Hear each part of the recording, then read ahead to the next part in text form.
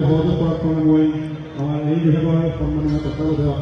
দুবন্ধু শৰ্মা বহুত কষ্টৰ মাজত বহুত কষ্ট কৰি এই অনুষ্ঠানটো ইমান আটকধুনীয়াকৈ অনুষ্ঠিত কৰাত যথেষ্ট সহায় কৰিছে মই অনুৰোধ জনাইছোঁ আৰু আমাৰ সমিতি প্ৰথম সংগঠন উত্তম কৰিব কাৰ্যকৰীভাৱে মই দুয়োগৰাকী কাৰ্যসূচীৰ অনুৰোধ জনাইছোঁ আৰু উদ্যোগসমূহ সহযোগ আহ্বান জনাইছোঁ তাৰ প্ৰাক মুহূৰ্তত আমাৰ সন্মানীয় সভাপতি মহোদয় আৰু কাৰ্যকৰী আহ্বান জনাইছোঁ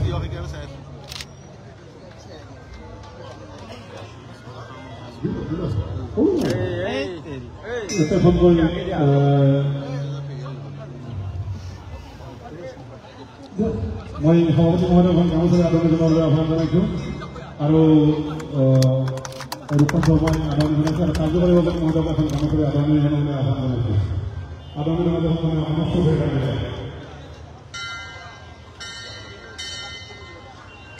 আমাৰ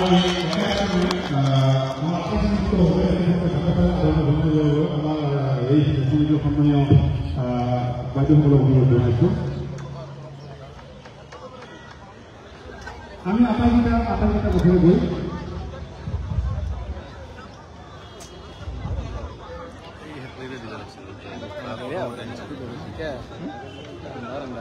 ব্যাকলাইট মাৰি আছে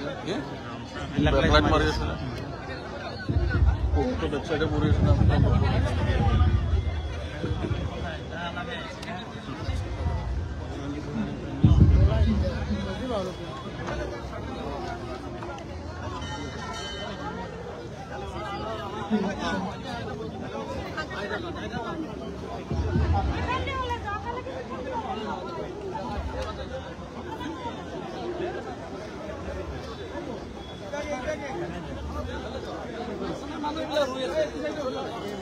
আপনাকে দি যাও এফালে দিয়া তো বেশি হেনকে দি যাও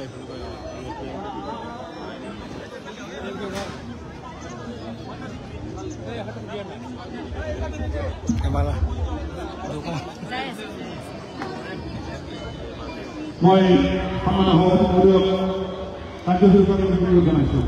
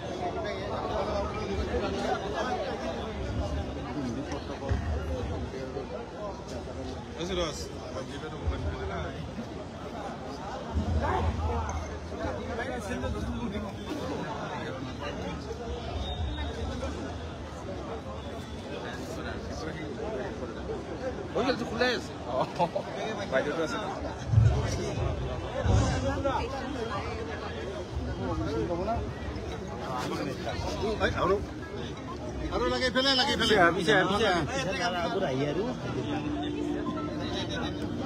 দুখন লাগে দুখন ফেলে আমি হুকুমাৰ অসমৰ এখন গামোচাৰে আদৰণি জনাবলৈ আহ্বান জনাইছোঁ এই গামছা দিয়া দুখন লাগি আছে আহক এফালে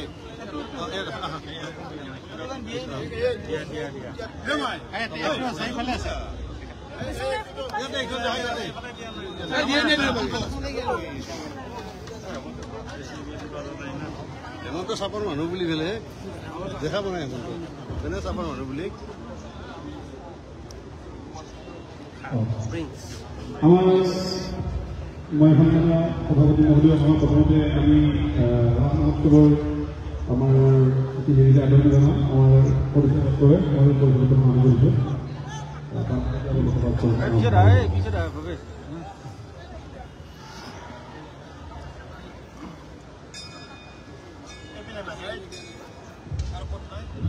হৈছে এফালে আছে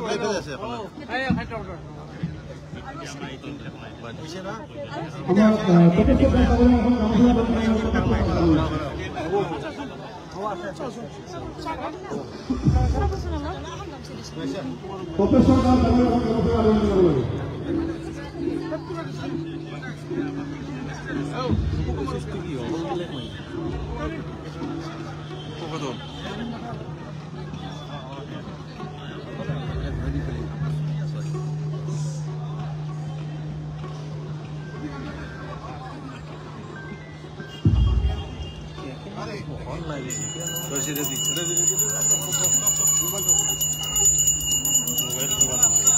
মই কিন্তু হৰি মন্দিৰৰ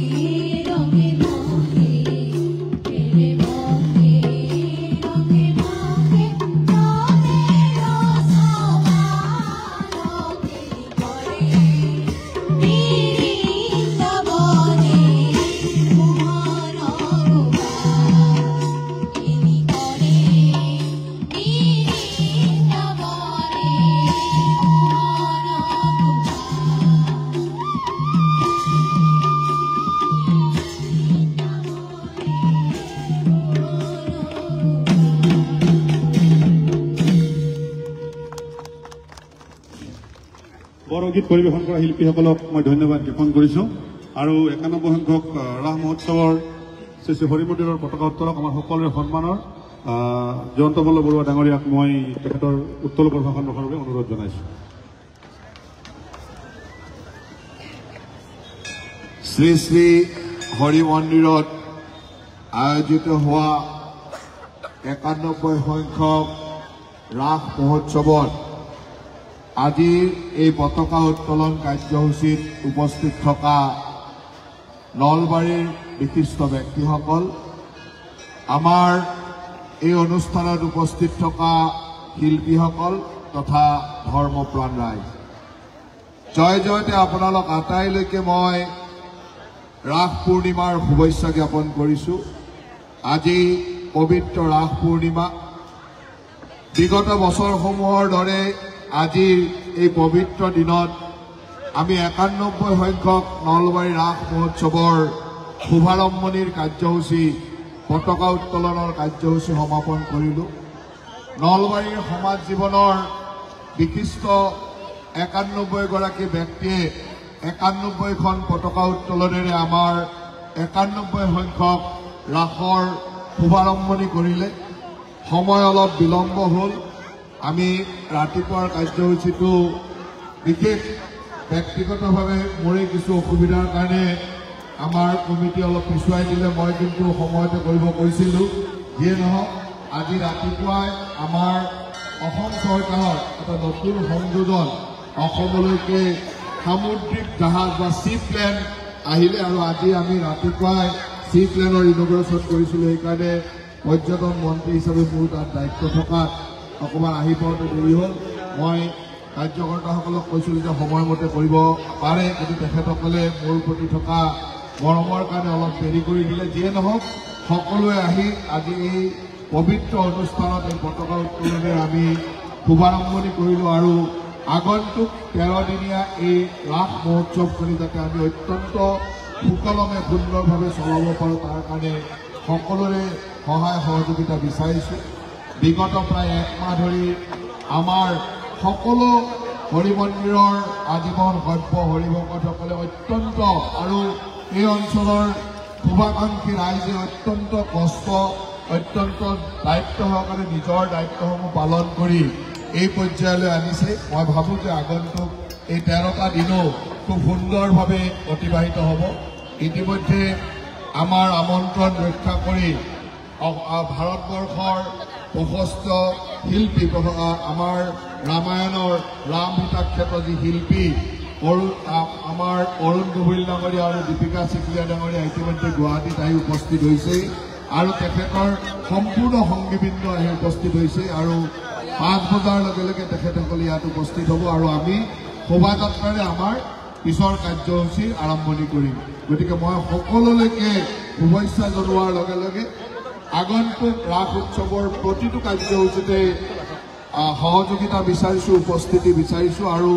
হৰি মন্দিৰৰ সকলো কাৰ্যনিৰ্বাহক সদস্য, আজীৱন সভ্য, শুভাকাংক্ষী আৰু আজি ইয়াত উপস্থিত সমূহ ধৰ্মপ্ৰাণ ৰাইজৰ শ্ৰীচৰণত সেৱা জনাই আশীৰ্বাদ বিচাৰিছোঁ। আমাৰ প্ৰভু শ্ৰীকৃষ্ণৰ ওচৰতো আশীৰ্বাদ বিচাৰিছোঁ যাতে আজিৰে পৰা আৰম্ভ হোৱা এই ৰাস মহোৎসৱখিনি অত্যন্ত সুকলমে সকলোৰে আশীৰ্বাদত চলি যায়, তাকে কামনা কৰি আপোনালোক সকলোলৈকে পুনৰবাৰ ধন্যবাদ, শুভেচ্ছা আৰু কৃতজ্ঞতা জনাই আনুষ্ঠানিকভাৱে এই ৰাস মহোৎসৱ শুভাৰম্ভণি হোৱা বুলি ঘোষণা কৰি মই মোৰ বক্তব্যৰ সামৰণি মাৰিছোঁ। ধন্যবাদ। আমাৰ মন্দিৰ পৰিচালনা সমিতি তথা ৰাস মহোৎসৱ উদযাপন সমিতিৰ সন্মানীয় সভাপতি মহোদয়ক বক্তব্যত ধন্যবাদ জ্ঞাপন কৰিছোঁ। আমাৰ মাজত আমাৰ সমূহ উত্তোলকক ধন্যবাদ জ্ঞাপন কৰিছোঁ আৰু আমি দ্বিতীয় কাৰ্যসূচীলৈ আগবাঢ়িছোঁ। আমাৰ মাজত দ্বিতীয় কাৰ্যসূচী আছে শ্বহীদ তৰ্পণ স্মৃতি দৰ্শন। আমি শ্বহীদ তৰ্পণক আমন্ত্ৰণ কৰি আহিছিলোঁ অসমৰ জাতীয় জীৱনভাৱে প্ৰাণ বিসৰ্জন দিয়া শ্বহীদ ভাস্কৰ কলিতাৰ সহধৰ্মিনী শিখা কলিতা বাইদেউ আৰু মই বাইদেউক আমাৰ চৰিত্ৰ বস্তুলৈ আহিব অনুৰোধ জনাইছোঁ। আৰু আমাৰ স্মৃতি কৰিব কৰিবলৈ আমন্ত্ৰণ কৰিছিলোঁ জগদীশ দলেৰ উপস্থিত নাই আমি এই কাজে উত্থাপন কৰাৰ জন্য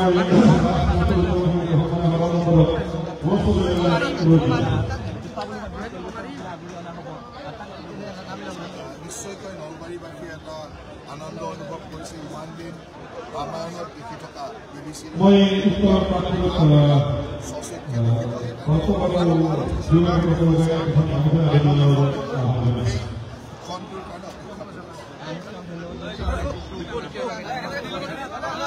নামি আহক অলপ নামি আহক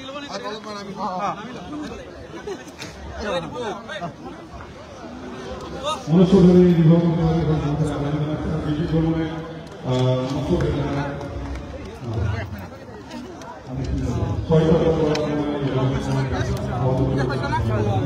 বাৰ্তা দিব নলবাৰীৰ পৰা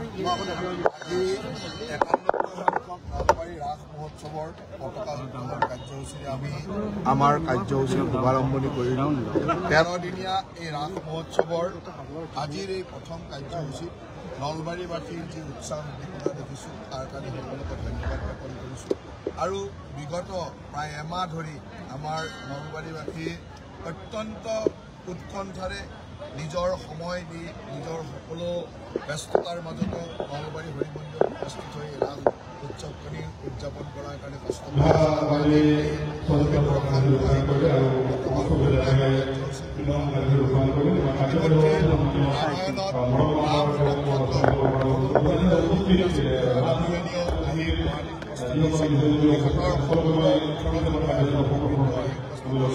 গতিকে 5 বজাৰ লগে লগে আমি তেখেতসকলক আদৰি আনি নলবাৰী ৰাস মহোৎসৱৰ শুভাৰম্ভণি কৰিম আমাৰ শংকৰ সংঘৰ পদাধিকাৰ বাপ ডাঙৰীয়া উপস্থিত থাকে গতিকে এক সুন্দৰ পৰিৱেশৰ মাজেৰে আজি নলবাৰী 5 বজাৰ লগে লগে আমি শোভাযাত্ৰা কৰি নলবাৰী ৰাস মহোৎসৱৰ উদ্বোধনী কৰিম আৰু সেই উদ্বোধনী অনুষ্ঠানলৈকে সকলোকে নিমন্ত্ৰণ জনাইছোঁ আৰু মই ভাবোঁ যে ইমান দিনে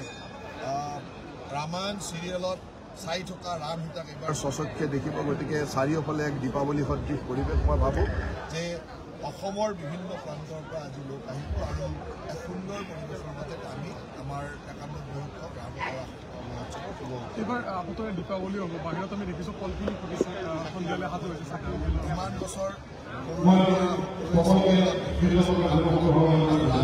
আগমনে সকলোৱে সেই দীপাৱলী সদৃশ এটা পৰিৱেশ যেন কৰিছে আৰু সকলোৱে কলপুলি ফুটি চাকি জ্বলাই আদৰিবৰ কাৰণে সাজু হৈছে ইতিমধ্যে তেখেতসকলক আদৰিবৰ কাৰণে সুসজ্জিত ৰথ তৈয়াৰ কৰা হৈছে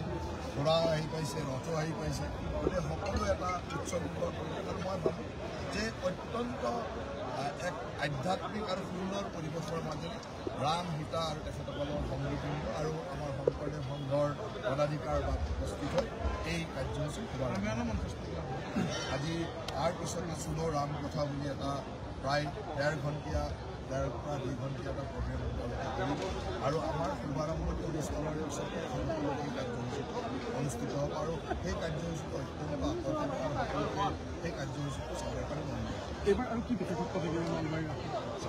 ৰাসত আমি প্ৰতিটো সংযোজন কৰি আহি আছোঁ এইবাৰ ৰাসত আমি কিছু ভ্ৰাম্যমান থিয়েটাৰত অনলাইন টিকেট বুকিঙৰ কাম এটা আৰম্ভ কৰিছোঁ আৰু মই ভাবোঁ যে এইটো এটা নতুন সংযোজন হ'ব যোৱা বছৰৰ পৰা আমাৰ মৃন্ময় ৰাস জীৱন্ত নাচৰ ৰাস চলি আছে এইবাৰ অসমৰ আমাৰ যিটো জনোৱাত পুৰুষসকলে কেইবাগৰাকীও শিল্পী আহিব তেখেতসকলৰ কাৰ্যসূচী আছে 4-5খনকৈ বিদ্যালয় মহাবিদ্যালয় বিশ্ববিদ্যালয়ৰ কাৰ্যসূচী আছে তাৰ লগে লগে বিভিন্ন ধৰণৰ অনুষ্ঠান চলি থাকিব আৰু প্ৰতিযোগিতাও বহুত আছে মই ভাবোঁ যে এই 13টা দিনে